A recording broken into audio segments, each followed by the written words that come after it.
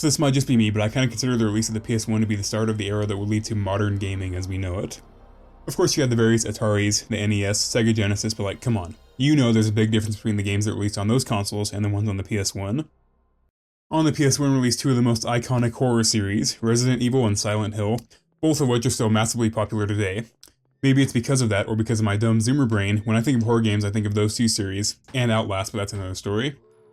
So that made me wonder, what were horror games like before Resident Evil and Silent Hill? But then that made me wonder even more, what were horror games like before the PS1 at all?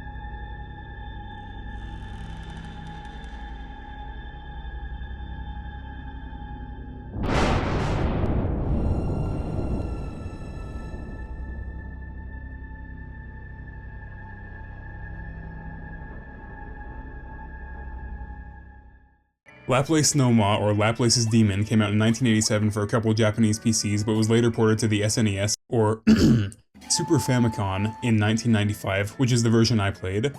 Of course I didn't play it on the SNES, I played it on RetroArch, so keep that in mind when I say, I didn't know games this good existed in 1987. I'm sure playing it on the actual SNES, or even worse, the NEC PC, would have been a worse experience, but I thought this game was amazing. The game was made by Japanese developer Group SNE, and was never officially translated into English. The SNES version I played was a fan translation. I'm not sure on this, but I think there are actually multiple translations floating around out there, because I occasionally use a GameFAQs guide during my playthroughs, and very rarely did they refer to characters or abilities the same way my game did. Like for example, the character in my game Baynard was called Beyond in the guide, and the ability Fast Talk was called Parlay. Anyway, Laplace No Ma is a turn-based RPG that has you fighting almost any fantasy or horror creature you can think of. Skeletons, zombies, griffins, cyclops, ogres, and toward the end, indescribable horrors.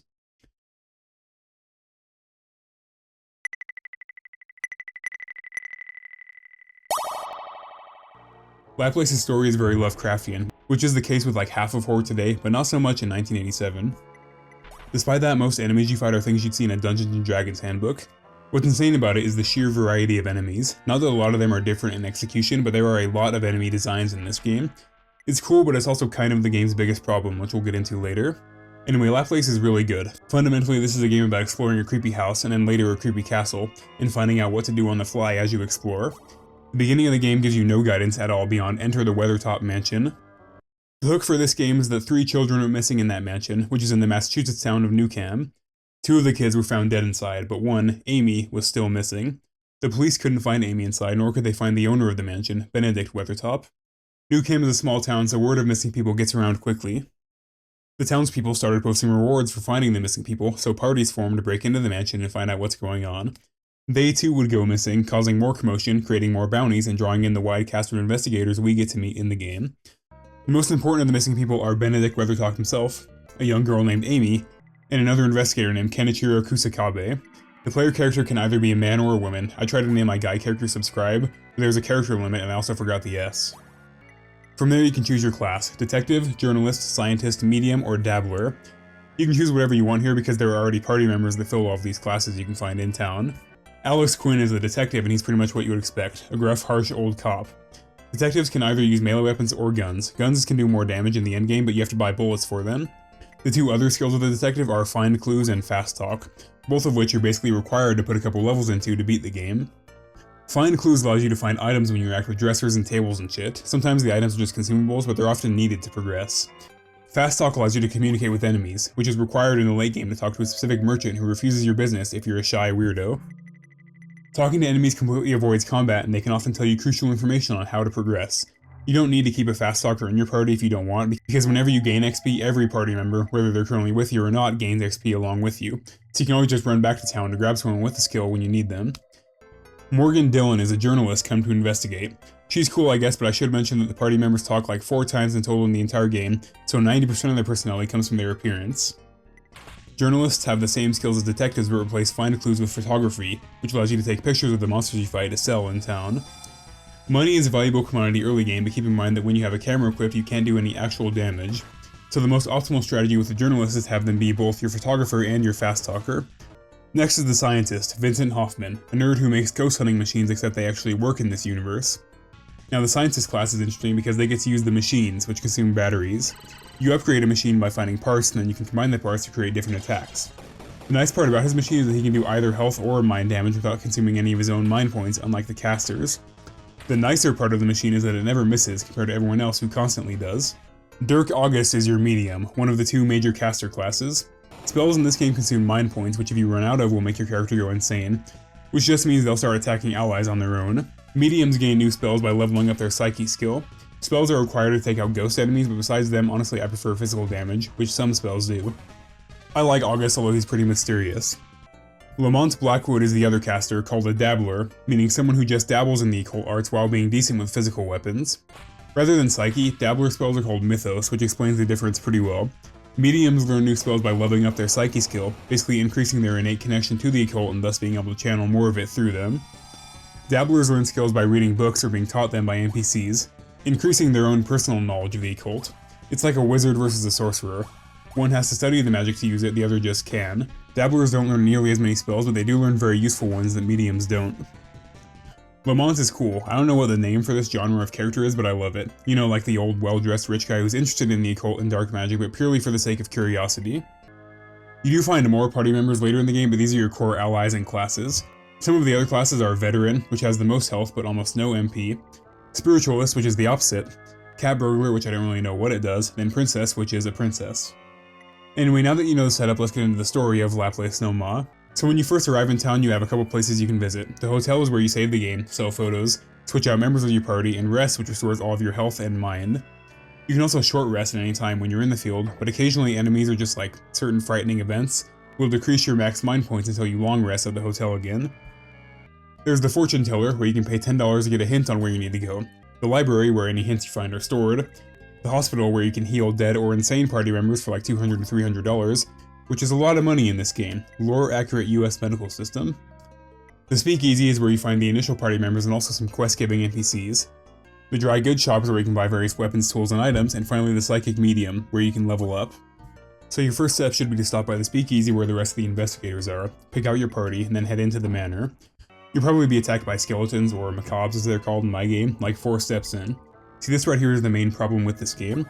So you know how in Pokemon when you're in tall grass or a cave, like every 4 steps you get a random enemy encounter? Well, that's every surface in this game, at least while you're out in the field.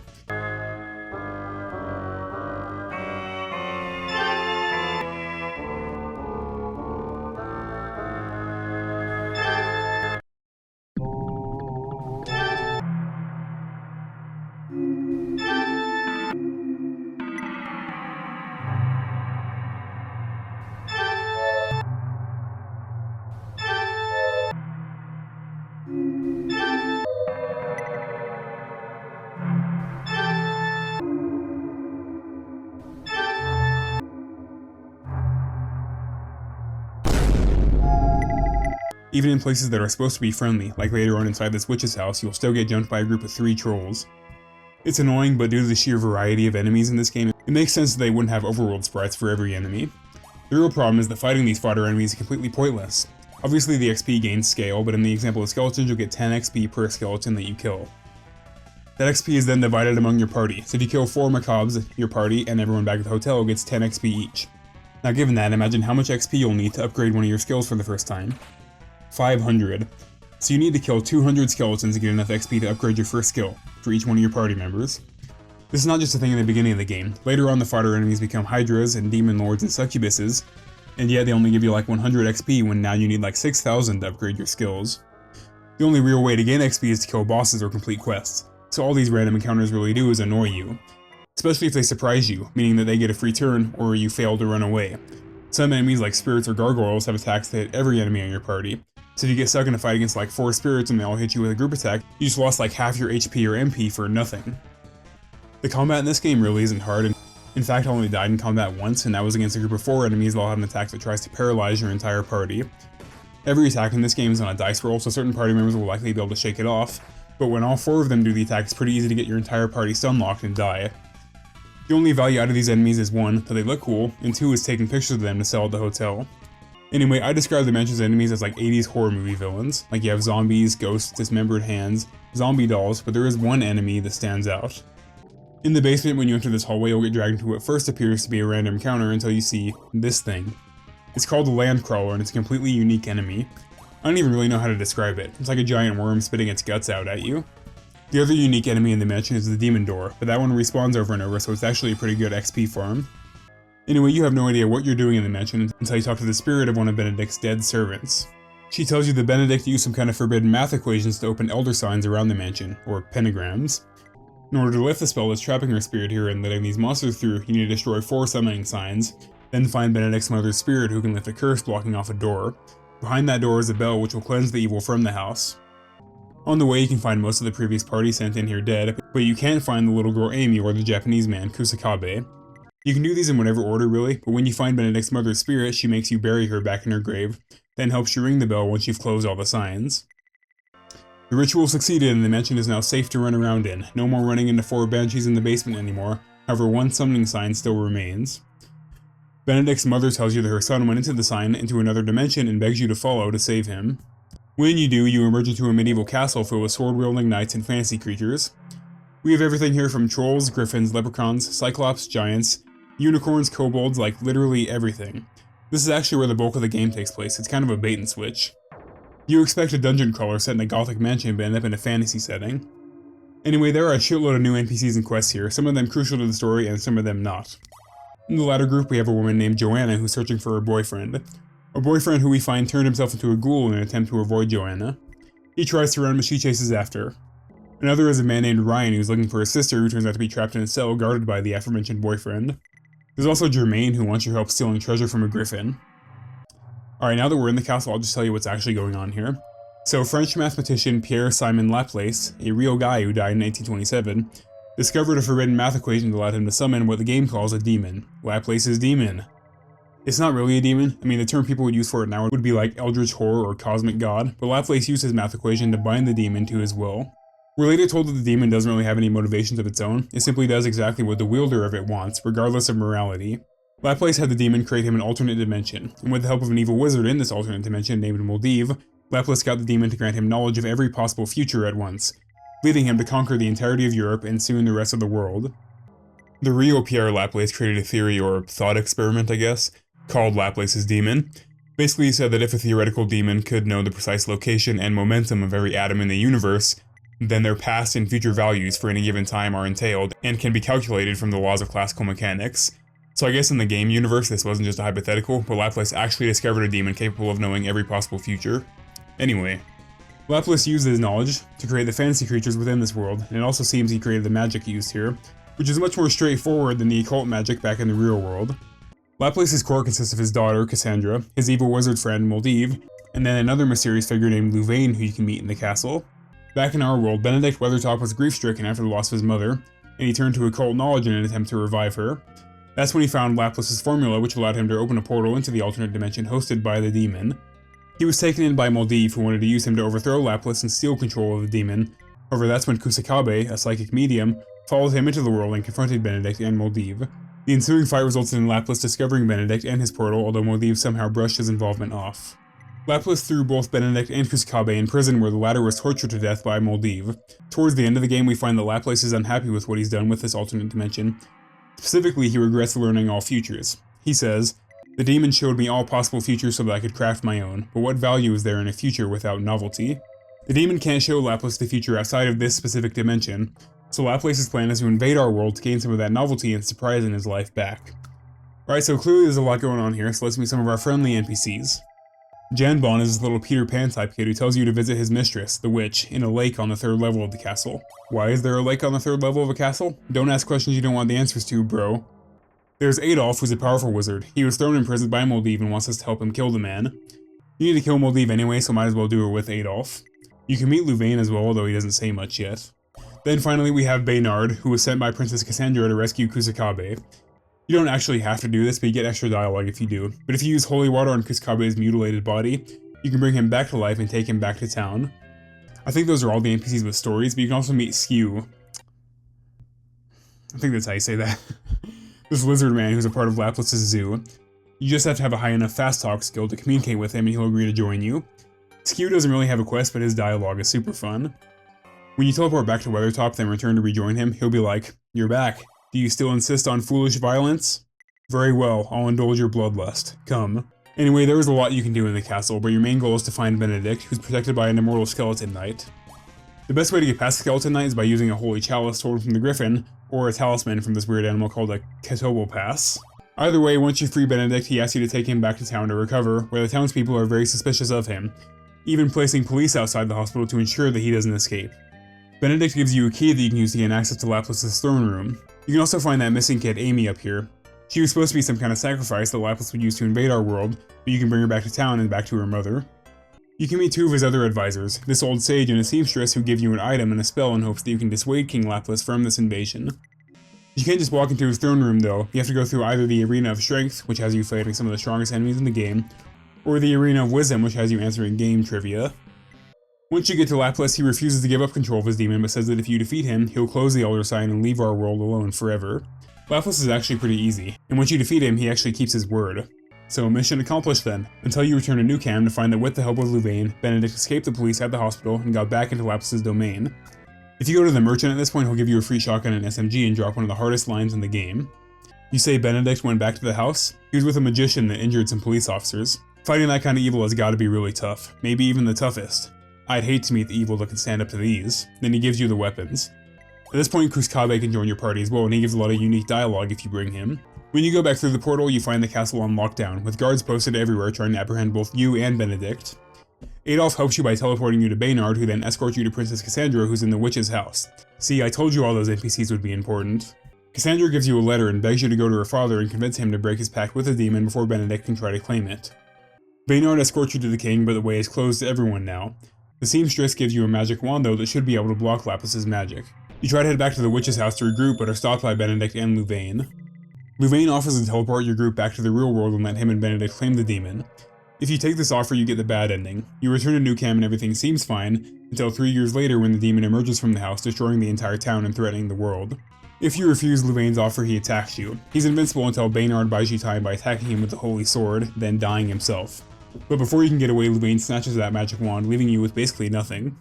What you do have is Cassandra, who joins your party. He still refuses to release the demon until Benedict appears, attacks him with the wand, then makes off with Cassandra to do some kind of ritual to resummon the demon. In his last moments, Laplace tells you that Louvain is a part of himself that he tried to cast off when he summoned the demon. He explains that the demon will follow your desires regardless of morality, so he had to cast out his darkest desires in the form of Louvain to avoid the demon acting on them on his behalf. He gives you his crown, which will allow you to enter the demon's shadowy domain, and a ring that he says will weaken Louvain. When you catch up with Benedict, it turns out we were way too late as he just finishes up crucifying and sacrificing Cassandra, which opens the way to the demon himself. In the demon's dark world, we have a whole new batch of enemies, many of them incomprehensible creatures completely different than what we've seen so far.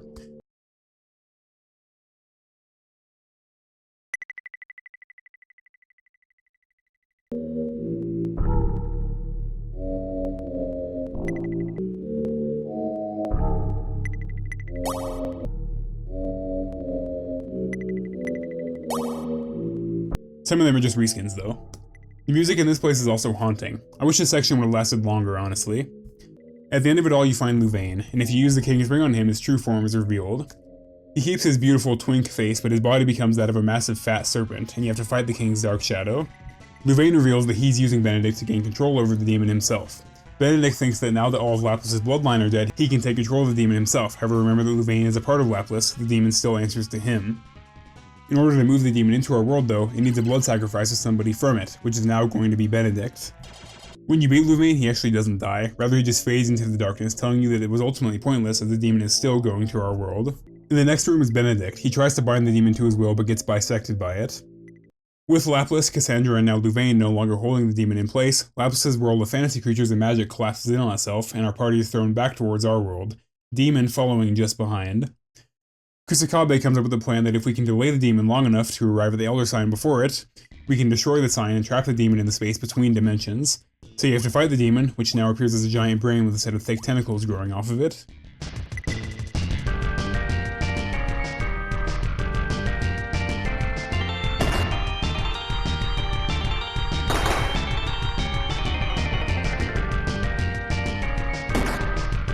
It's actually weirdly easy. Once the demon is down, the party uses everything they have to destroy the sign. Nukem is still hit with a crazy earthquake the next day, but the demon is gone for good, unless somebody finds that math equation again, I guess. The party all go their separate ways, with Kenichiro proposing to the player that someday they might get to fight evil together again. The end. Like I said, I thought this game was great. I mean, the closest modern analog I have for it is like the first Fear and Hunger game, but without all the dicks and rape. Now Laplace's demon... Now Laplace's demon isn't really scary. I would say it's a little more survival horror if anything, but it is a good game.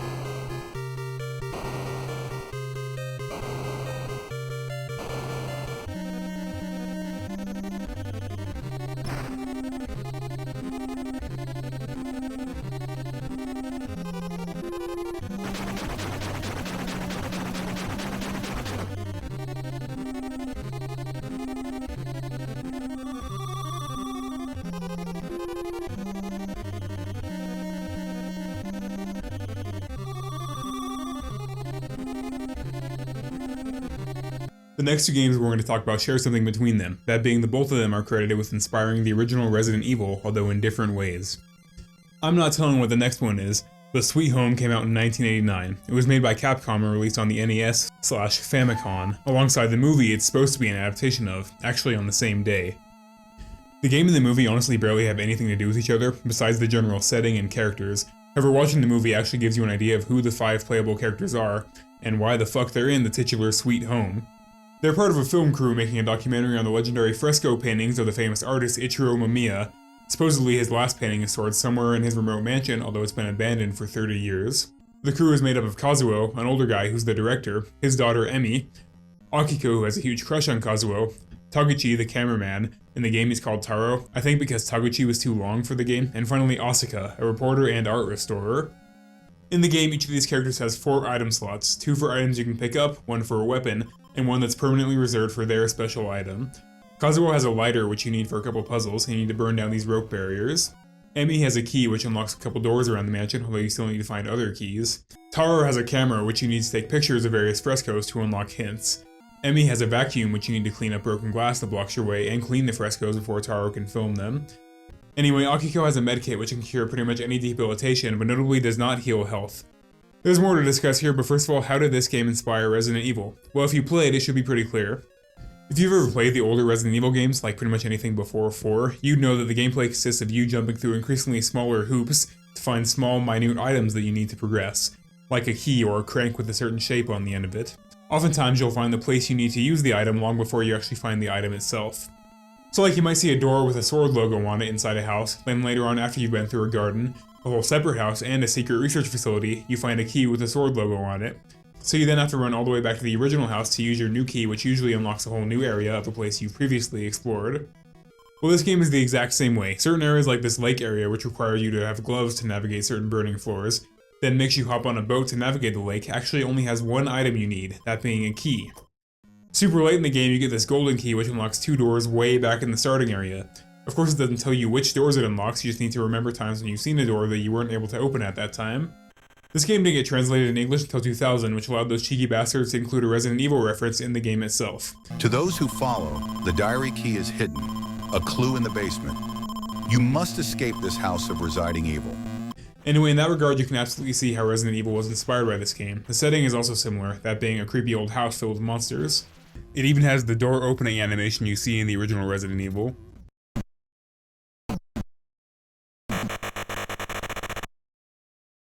This game is also credited with inventing QuickTime events, which kinda. So as you explore the mansion, you'll have various items thrown at you or dropped on you, like chandeliers and chairs and shit. You have 4 choices. Go right, go left, duck, or pray. You basically just have to guess, but once you know which way a specific item goes, then you can always dodge that one. But they only do like 10 damage anyway, so honestly, if you get hit, it's not a big deal. Anyway, remember how I said each character has their own unique item that you need? Well, you can control each character individually or form a group of at most 3, which leaves the other 2 characters to either go it alone or form their own group. What this means is that oftentimes you'll need to have all 5 characters in the same place, or 4 of them at least. You might need Kazi to burn a rope, Then Asuka to clean up some glass before coming to a door locked with Emi's key. Behind that door might be a fresco that Taro needs to photograph. Akiko's medkit is never explicitly needed, however if a character gets hit by poison or frozen or something, she'll need to save them. Makes you get pretty creative sometimes, as you might need items like a rope or a pickaxe to navigate an area, but only have one of them to share between 5 characters.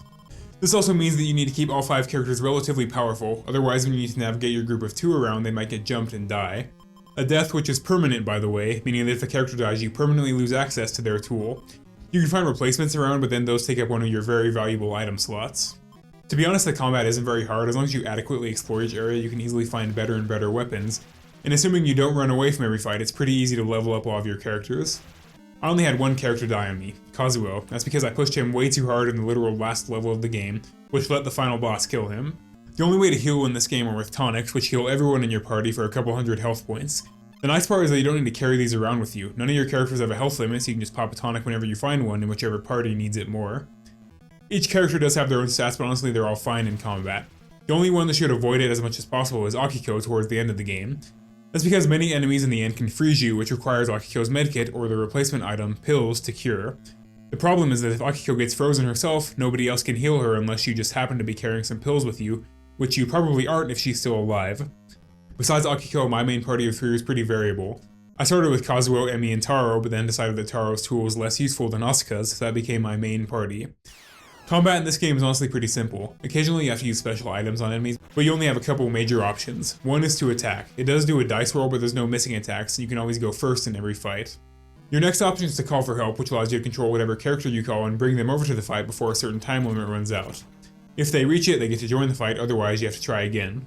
That's pretty much it. If you can get your character strong enough, you can often kill an enemy before they even get the chance to attack. You can also run from encounters, but it actually fails pretty frequently.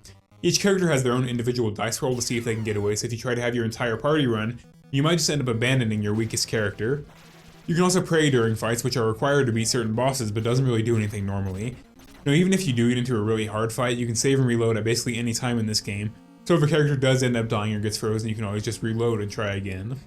This game has the same encounter system as Laplace, that being one where enemies pop out at you out of seemingly normal floor tiles. However, the difference here is the fighting enemies is actually rewarding, as it doesn't take an obscene amount of XP to level up. In fact, in this game, fighting enemies is basically the only way to gain XP. You never have to grind though, because you'll be fed a constant stream of enemies as you explore and solve puzzles. But if you do just run away from encounters, then you might have to. But like, what are you, stupid or something? In the beginning of the game, the enemies are these wisps, which later get different color variants with more health and damage, ghost dolls, which are basically free, and worm spawns, which are the first kinda hard enemy you meet. Next, when you enter the main house, you get new enemies like bats, snakes, and a skull, which can poison you, and zombies, which are the hardest of the lot. Later on, you can encounter an enemy called Man, who seems friendly until... There's also later the Madman, who's a stronger variant. There's possessed suits of armor, which can either be random encounters or sometimes they'll roam the world. These are always pretty tough. It took right up to the end of the game for me to actually be able to kill them in one turn. Then you meet these mirror enemies, and then Maniacs, which have the variants Madmen and Giants, which are all these big boil-covered goblin-looking guys. There's the Ghoul, which is this grassy-looking creature, which also has its own couple color variants. The Grave/Corpse is like a zombie, but still currently rising out of the ground. There's Skeletons, and then Wraiths, which have a lot of health and damage, but their main threat is an attack where they blow wind. All of your characters will roll a dice, and any that fail to roll will get scattered around various rooms in the mansion. A very annoying attack, especially when the character that gets scattered has exactly the item you need to progress. The other thing that can do that are these spirit orbs, which if they grab you will drag you away into a room, usually far away from where they found you. Help! Help me! Help! Another enemy is a face coming out of a wall. Hounds/wolves, then the Ghost, which is a variant of the Wraith that looks way creepier. I think that's most of the enemies. Now I'm not going to give as in-depth of a recap of the story as I did for Laplace No Ma, mainly because it's not quite as extensive, but here we go. 30 years before our explorers enter the mansion, the fresco artist Ichiro's kid, with his wife Mamiya, died. They had an incinerator in their basement and the kid crawled into it only for Mamiya to turn it on, unintentionally killing her own child. She tried to save her kid from the flames but was too late, only getting horrific burns across half her body in the process. That's when Ichiro died and Mamiya went crazy, killing other nearby children in the same way hers died to try to give him friends. She did that for a while before taking her own life, leaving her and Ichiro's estate to fall into disrepair. Anyway, Kazuo and the crew don't know or care about any of that. They're here because Ichiro's final and supposedly best fresco painting is somewhere inside this house. However, upon entering, the doorway collapses behind them, meaning the only way out is through. They find the first fresco not far in, where it's revealed that there are many more of them around, and by photographing them, you get to learn story information and clues on how to progress. You have to do a lot of busy work like turn on a generator and fetch a bunch of keys, but once you get to the lake area you discover the grave of Mamiya's kid. There's a little makeshift shrine here, but it's been disturbed and the child's body is missing. That's when you meet Miura. In the movie he's called Yamamura, but again, name too long for game. Miura preaches to you about inner strength and willpower, then punches through a few walls to show you that he's not messing around. He ends up getting zapped by the ghost of Mamiya, only to show up later, to help again, only to then get killed for real.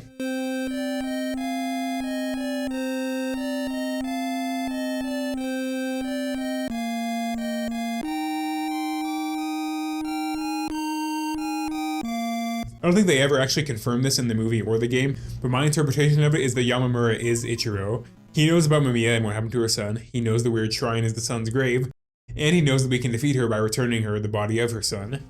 Anyway, you need 4 items to exorcise the ghost of Mamiya, which is hiding in the shadow world, which is covered in spirit orbs. You need a tool, I don't really know why. You need a picture of their family. You need Mamiya's diary, and finally you need the coffin containing her child's body.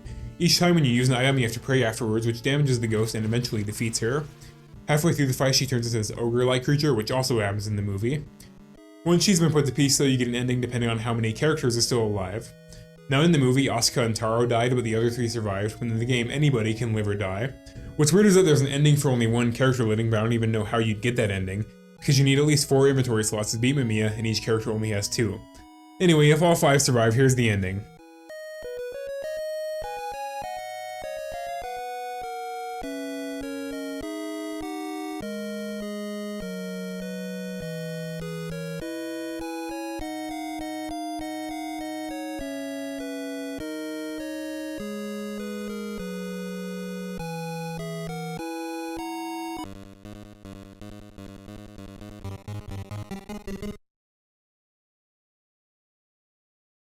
But if only 4 survive, you get this ending.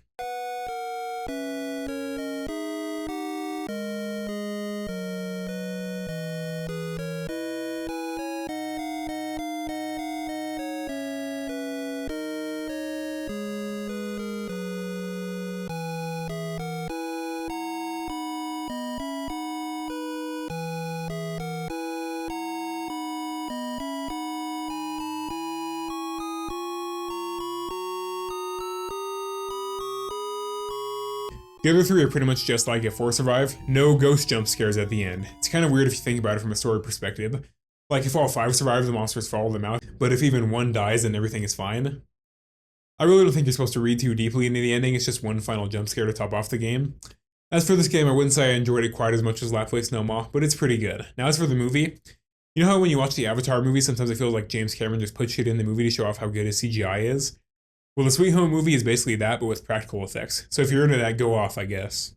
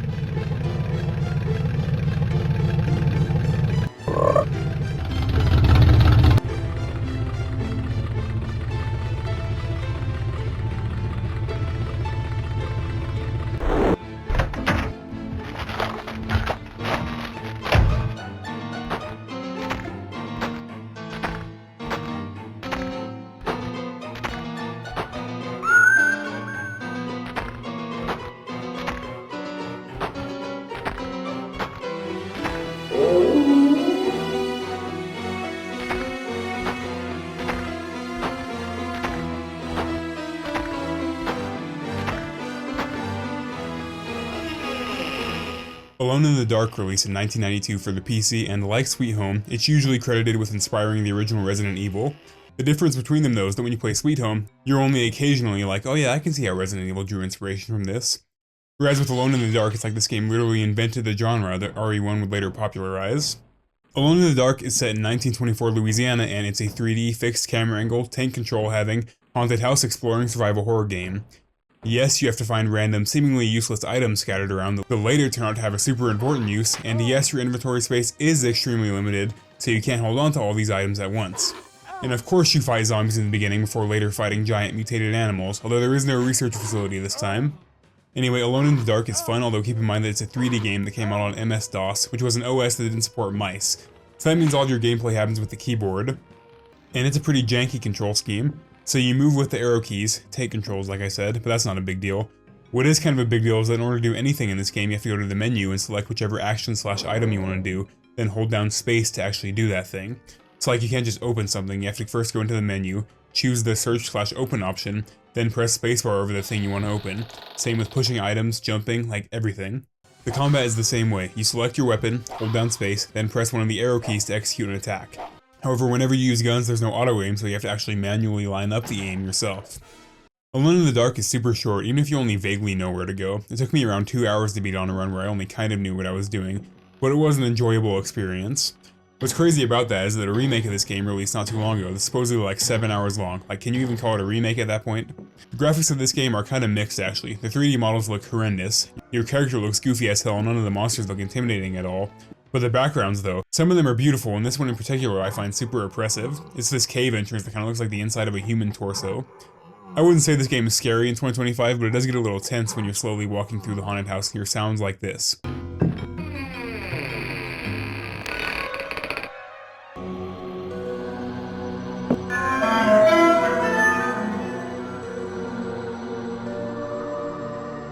I mean slowly, by the way. You can run by double tapping the up arrow, but it's honestly kind of inconsistent. The first enemies you encounter are zombies, which are super slow moving and pretty easy to kill, and then these weird bird monsters called zombie chickens. When you first enter the manor, you all should be attacked by one of each of these monsters unless you can block off their entrances quickly enough. You can find ghosts all around the mansion. If they ever hit you, it's an instant death.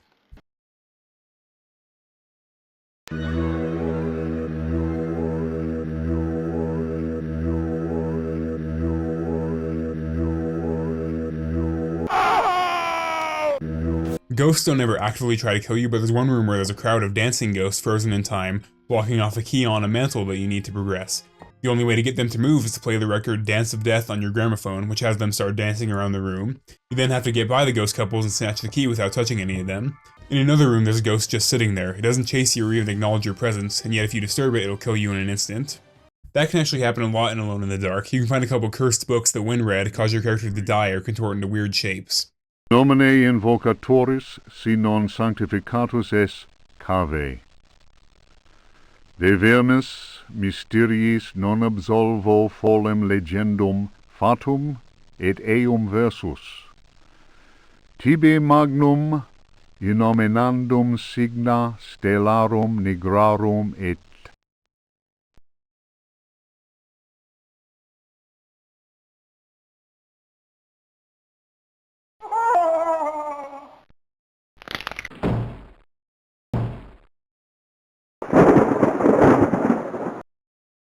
Anyway, there's this bathtub octopus in the bathroom on the upper floor. You never learn what it is or why it's there, but it attacks you whenever you enter the bathroom. However, it's unable to leave the bathtub given that it probably breathes water.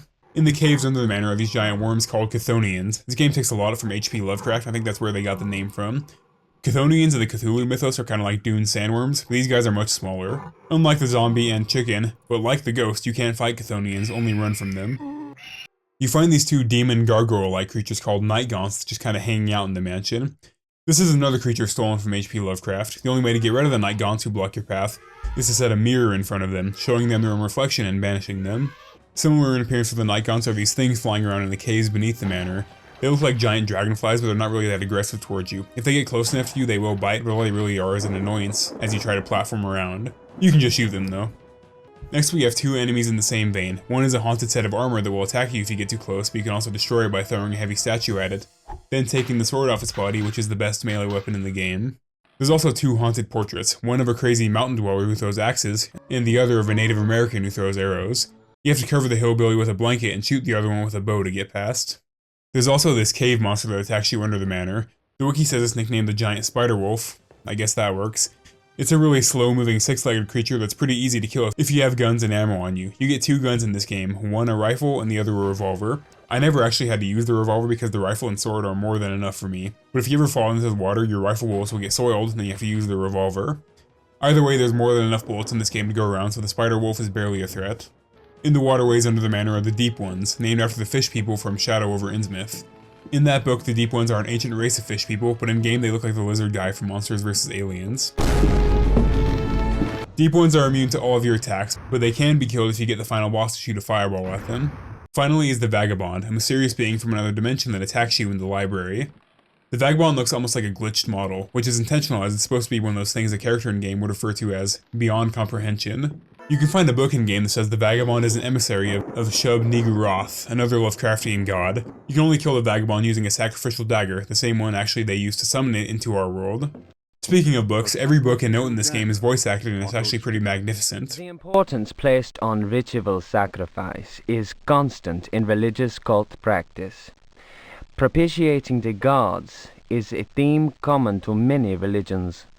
You who read me know that night engenders monsters and that night creatures exist. The accursed book of Abdul al-Hazred is clear on this matter. That is not dead which can eternal lie. They are coming! I have freed hellish forces, and now the price must be paid. Derceto is the prey of evil. The sun has set. They will find my body, but will not have my soul. I remembered campfire tales of fellow officers trapped by devilish Confederate tricks. My mind floated in a foul and dense fog, from which emerged the enlarged and deformed face of Pickford. He grinned at me. They had those voice actors tearing shit up in the booth for notes most players will probably skip. The main villain especially just eats this roll up every time you read one of his notes. I hear your ragged breath, and smell the stench of your fear. I have vanquished death. I built Derceto. I know what it is to wait. Cthulhu helps me. My servants will lay you upon the sacrificial stone. My roar will rend the night. You will be mine, and I shall reign once more.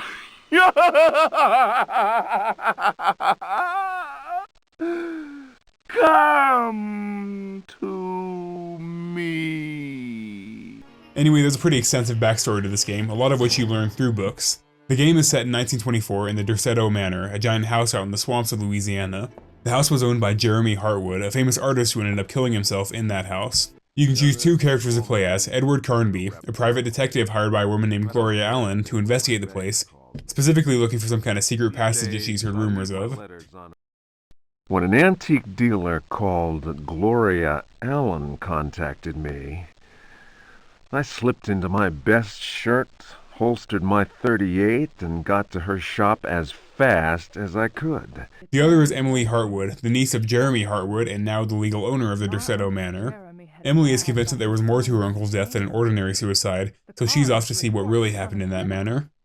Initial surprise and distress past, I considered the news. It seemed clear that Derceto had exercised a thoroughly morbid influence on my uncle's mind. The story doesn't really change at all depending on which character you play, and they have the same abilities, so you can really choose whoever. Anyway, as soon as you enter the manor's attic, the aforementioned zombie chicken and the zombie will attack you, leading to a long series of convoluted puzzles until you uncover a network of tunnels underneath the manor. Along the way, you'll find notes from an old pirate named Ezekiel Priest, who built the house way back in the 1860s. In the tunnels underneath the manor, Priest was carrying out occult rituals in an attempt to extend his life, the results of which are the creatures lurking around the manor. Ezekiel himself was a slave owner, which might explain the zombies. Things were going well for Zeke until the Civil War broke out, which if you know your US history, you know that 1. Louisiana was a Confederate state, and 2. That didn't last long. Only a year after they left the Union, much of Louisiana would be taken back in a series of battles that would eventually result in New Orleans being reclaimed. Why are we talking about history in a video about old horror games? Well, because good old Ezekiel Priest was killed and his estate burned down by Union soldiers. The property would eventually fall into the Hartwoods' hands where they built a new mansion, only for Ezekiel's creatures to come crawling back out of the underground tunnels. You actually fight a ghost form of Ezekiel in the manor. He's a one-legged pirate who actually blocks some of your attacks. You can't shoot him either, so I guess this whole fight is Ezekiel just kind of messing around with you, trying to have a duel. Anyway, You have to get through the maze-like tunnels, dodging the worms, deep ones, and wolf spider, until you reach a massive room with a giant tree in the middle. There you find Ezekiel entombed in a tree, living on by some strange magic. He tries to kill you one last time with fireballs and deep ones, but by placing a talisman on the tree and lighting it on fire, you kill Zeke, removing his magic from the estate.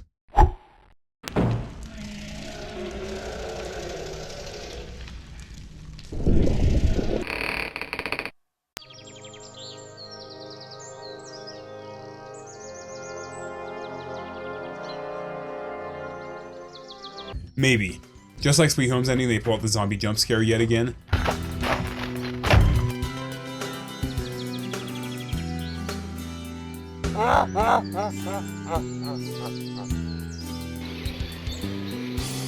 Anyway, Alone in the Dark is actually fun. You can buy it on GOG and it takes only a few hours to beat, so give it a try. Now, I kinda talked about this earlier, but is it scary? Not really, but it definitely would have been if you played it in 1992. I mean, even today some of the weird sounds you hear while exploring might get you. There's also a random frog jump scare in the beginning that might get you if you have rhinidophobia.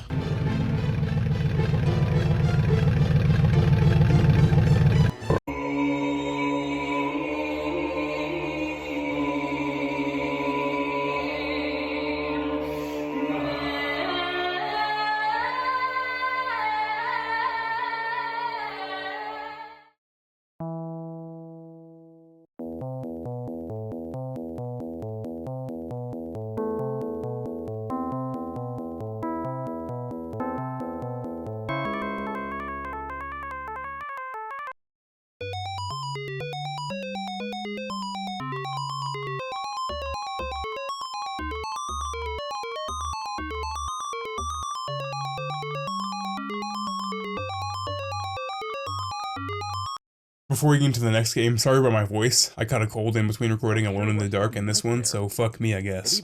Anyway, Darkseid released in 1992, and the most notable thing about this game is that some of the artwork for it was done by H.R. Geiger, the man behind a lot of the visuals in the Aliens movies.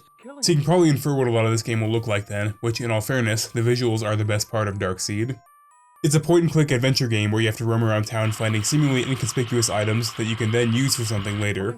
Everything's on a timer in Darkseid as your character will go to bed at a certain time each day, and if you fail to do certain things on that day, then you're fucked. H.R. Geiger's work comes in for the Dark World, a mirror to our own world that's all gross and alien, as Geiger's work usually is. Now before we get into the actual game, I want to say something about H.R. Geiger's art and stories that try to base themselves off of it. I don't think H.R. Geiger's artwork benefits from having a story associated with it. In fact, I think the point of it is that you're supposed to come up with your own story based off what you see. For example, the space jockey from Alien. It's this giant desiccated elephant creature that was piloting the giant ship that the movie takes place on. You can clearly see that it died from a chest burster, but that's pretty much all the information you get on the space jockey. So you're basically left to think about what the fuck that thing is, why it was piloting this ship full of xenomorphs, and how things went wrong leading to its death. You're not supposed to get answers to these questions, it's supposed to be just another mystery in a whole landscape full of them. Then you get to the movie Prometheus, where it's revealed that there was no elephant alien, rather it's a big bald guy in a suit and he was on the ship to deliver aliens to Earth to destroy it. Sorry bro, that's lame. I think the visuals speak for themselves. To me, the best part of H.R. Geiger's work is the fact that it's so alien and so oppressive that you usually can't even imagine what the purpose of half the shit you see is, and that's cool. Anyway, I think Darkseid both succeeds and fails at capturing that energy. On one hand, it never explains what the Dark World is or who the ancients are that inhabit it. I think that's cool. But on the other hand, these supposedly all-powerful ancients just let some bitch-ass writer with a mullet walk right into their domain and sabotage their plans. Anyway, in Darkseid you play as Mike Dawson, an advertising executive and writer who's moved out to the sleepy town of Woodland Hills to get some peace in his life. He buys an old mansion that went up for sale after the previous owner's death, but his first night there he has a very strange dream.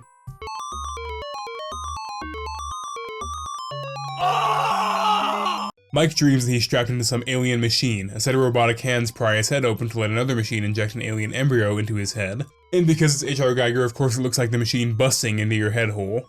Mike wakes up with a killer headache, but chalks it up to the weird nightmare. Day 1 is mainly about exploring your surroundings and picking up some crucial items you'll need later. If you forget even one of these items, you're fucked later on. Anyway, after taking a shower and popping some headache meds, you can explore your new house, finding a library card that belonged to the old owner, a blueprint revealing secret passages in the house, and a rope inside those passages. You don't need to do this on day 1, but you can sling a rope over a gargoyle and climb down into your backyard. Of course you can also just go out the front door, but there's a mailman waiting there and Mike has social anxiety. In the backyard is a garage where the previous owner's old car is sitting. In the glove compartment are some gloves, likely place. And these are one of those crucial items you need to get here. You can also find a crowbar in the trunk.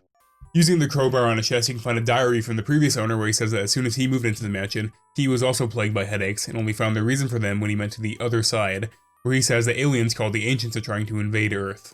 Anyway, you know how I said Mike is a writer? Well, bro says the most annoying shit every time you enter a new room. Like, he's constantly trying to be poetic, but if you ever heard someone say these things in real life, you'd cringe. It's a calm neighborhood out here.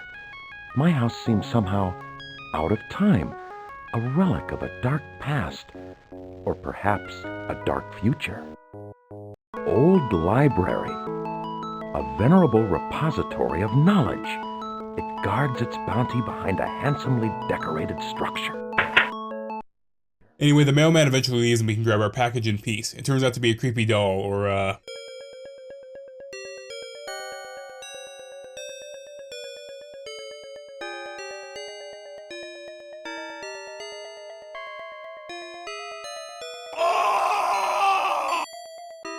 that thing. Heading into town, we can buy some bourbon from Klug's Food Mart, only to meet Mike's next-door neighbor, Delbert, on the way out. Hi, you must be Mike. I'm your neighbor, Delbert. Why don't we get together tomorrow? I'll meet you outside your place at 6. He's a lawyer and gives Mike his business card, which says, "Get out of jail free" on it. He also basically forces you to agree to hang out tomorrow at 6. Next, you can return to the library and return that card. A venerable repository of knowledge. The librarian is really nice and friendly, but the animation is not it. This card really should be kept with the book. You'll find that one in aisle C. It's the one with the green cover. When you return the card, you find a note from the last owner of the mansion where he says that old man Tuttle tried to take his mind off everything by swallowing the key to his clock, only to then have a stroke a week later. Not gonna lie, man, if an old man swallowed my key, I'd be pissed, not laughing. But Mike needs that key, so you have to head to the cemetery and fish around in Tuttle's ashes to find it. When you get back home, library lady calls and says that somebody put a hold on a book in Mike's name. So you rush back to find that the book contains a secret message from a concerned friend. While you're here, don't forget to grab a bobby pin off the floor, because if you do, then you literally can't beat the game. The only thing left to do in day 1 is to use your clock key to unlock the clock in your living room to find that the previous owner's name was John McKeegan. You then go to bed only for Mike to have another crazy dream.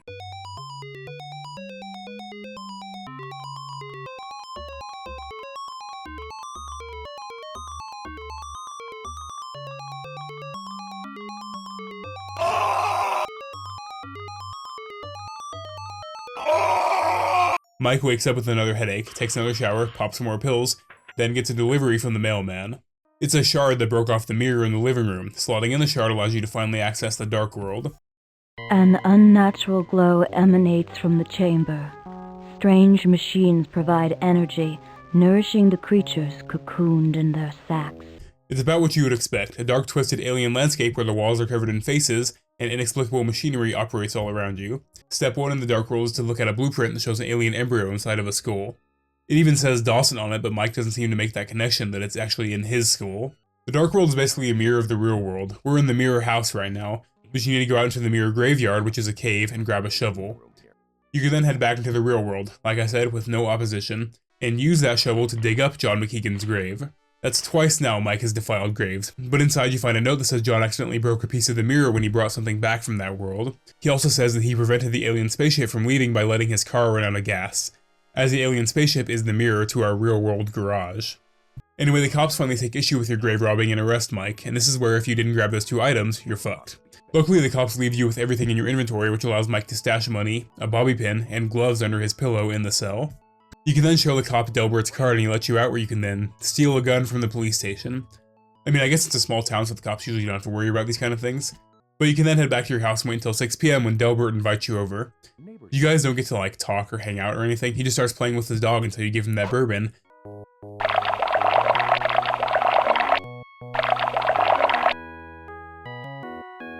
Boy, that's smooth. Thanks for coming by, Mike. After which he'll leave and you can steal his dog's stick. Like I said, man, pointless items that'll only have a use later. Back in the dark world, when you try to head into town, there's this massive creature blocking the way. Luckily, you have a stick and can throw it, getting the thing to jump off a cliff in an attempt to play fetch.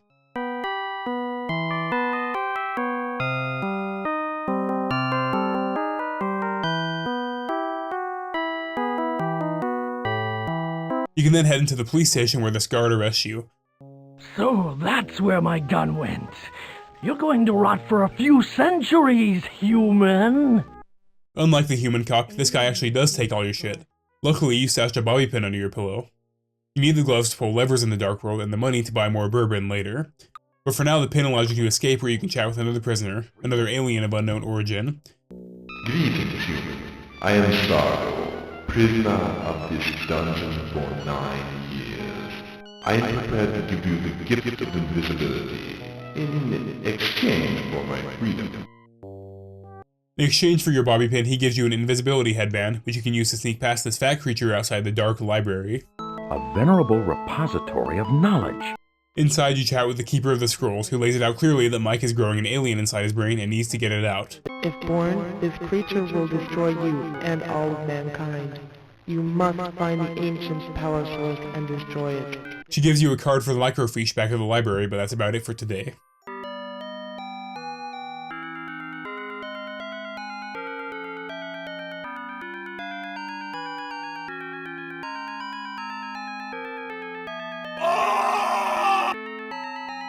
After another crazy dream, day 3 starts off with a bang. Mike takes a shower and pops more headache pills.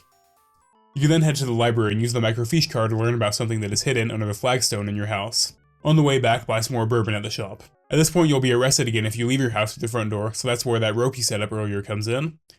Anyway, you need to wait for the mailman to deliver you a handle. All this mail is from the Keeper of the Scrolls, by the way. Anyway, you remove the flagstone in the basement to find car keys underneath, then head back into the Dark World and into the Cave of the Ancients to supercharge that flagstone, which I assume is what John brought back with him from the Dark World. You can then combine it with the handle to make a hammer.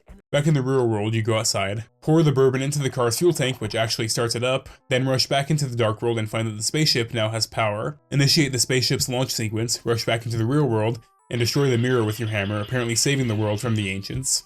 The library lady then shows up at your house, revealing that she was the Keeper of the Scrolls the entire time.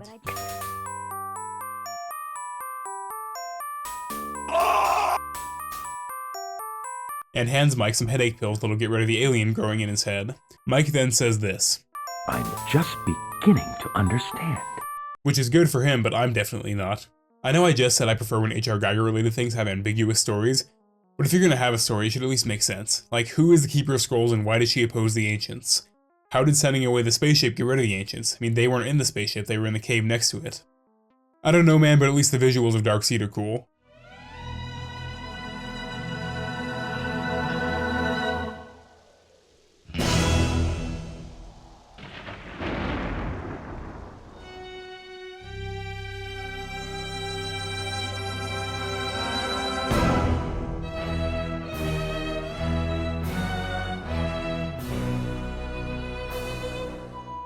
So Darkseid was a point-and-click adventure, which aren't really my type of game, but you know what's even less my type of game? The Seventh Guest is a 3D puzzle game released in 1993, and I can't stand puzzle games. By far the best part about The Seventh Guest are the graphics, which are just such an insane throwback. The biggest thing the graphics remind me of are the weird videos that play in bowling alleys.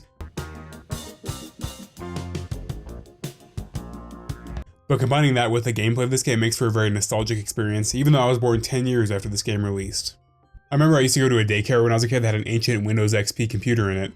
We weren't allowed to use it except for like one time when I told the daycare ladies I was going to practice my spelling on it. Anyway, that computer had a golf game on it with this exact style of graphics. It even ran at like 5 frames per second, just like The Seventh Guest does. Anyway, this game has you exploring a haunted mansion, solving puzzles to see little live-action characters tell you the story of the game. As you explore, they'll occasionally hit you with little scares like people's faces becoming ghosts or like objects moving on their own. It's kind of weird though, as you can basically choose when to expose yourselves to these. Just like any point-and-click game, your cursor will change appearance when you can interact with something. For puzzles, you get this little skull with a brain. For cutscenes, there's this little theater mask, and for scares, there's chattering teeth.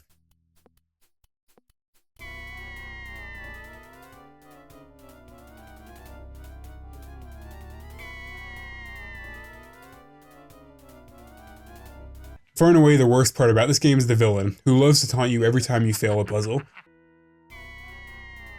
Feeling lonely. Oh, bad move.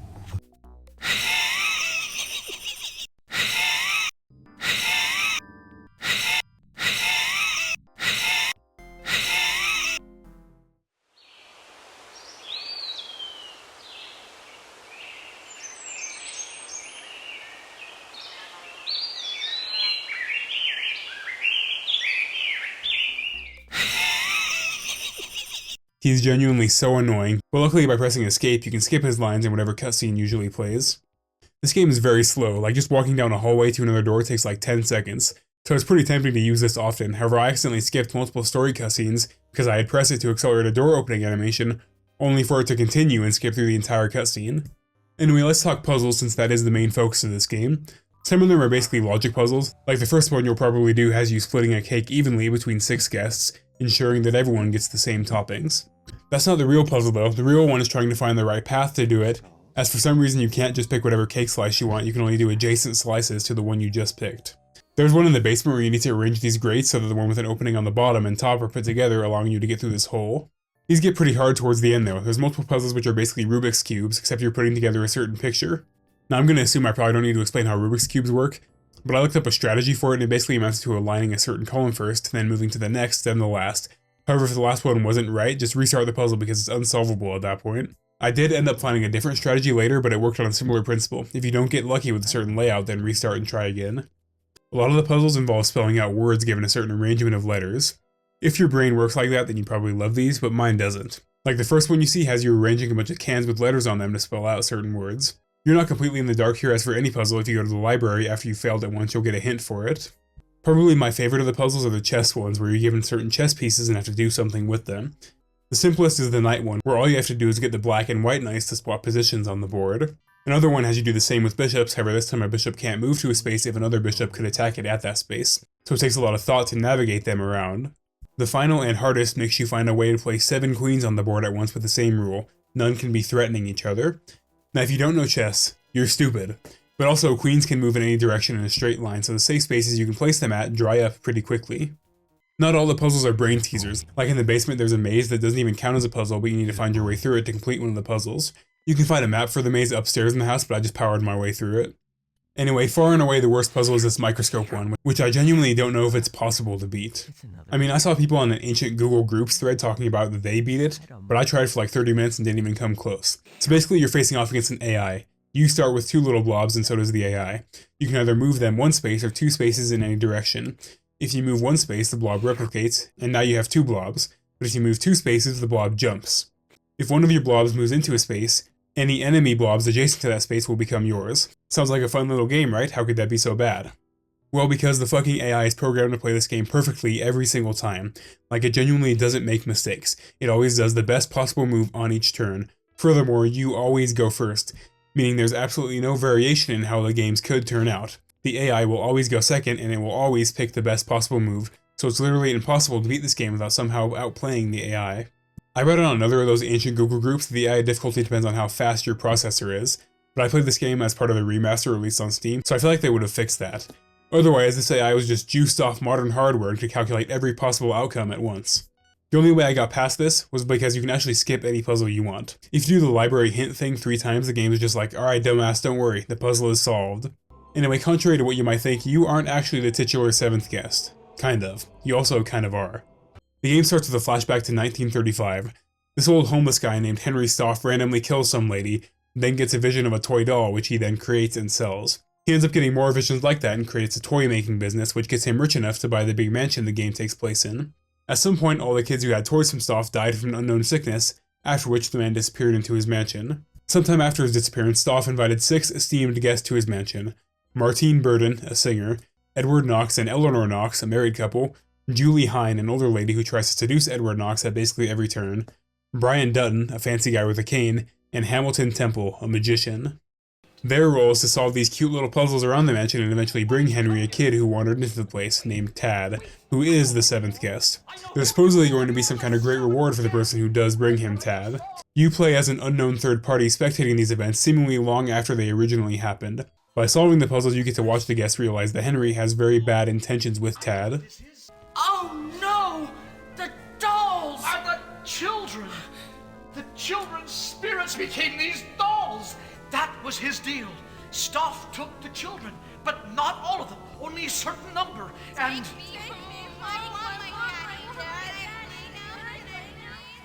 That's it! A certain number!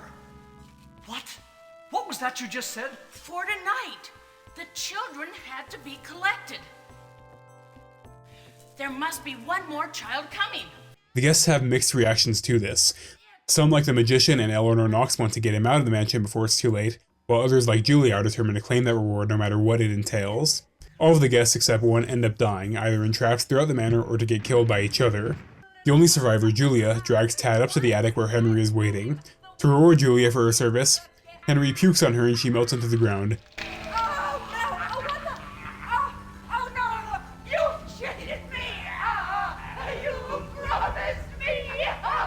Then revealing a giant frog-like tongue which he uses to grab Tad.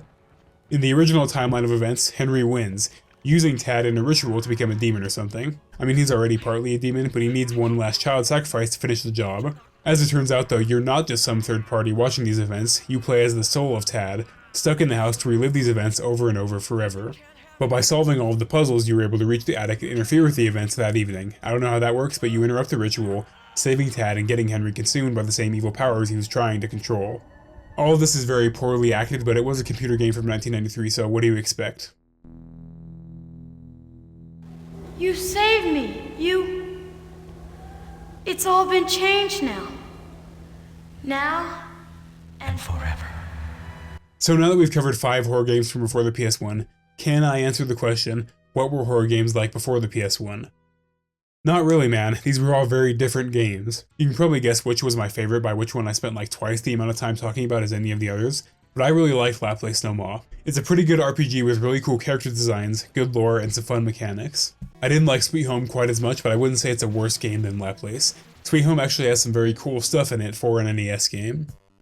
Alone in the Dark is also very good. It's definitely dated, but I think if you go into it with the mindset that it's basically the first survival horror game as we think of them today, you should be able to appreciate it for what it is. With Darkseid, H.R. Geiger definitely pulled his weight and made the artwork of the game as creepy, alien, and sexual as his work always is. It's just that the rest of the game is super lame. Finally, the 7th guest is definitely a game for kids, at least in the story department, but some of those puzzles are insane. The graphics are pretty great in a it was 1993 type of way though. Thank you all so much for watching.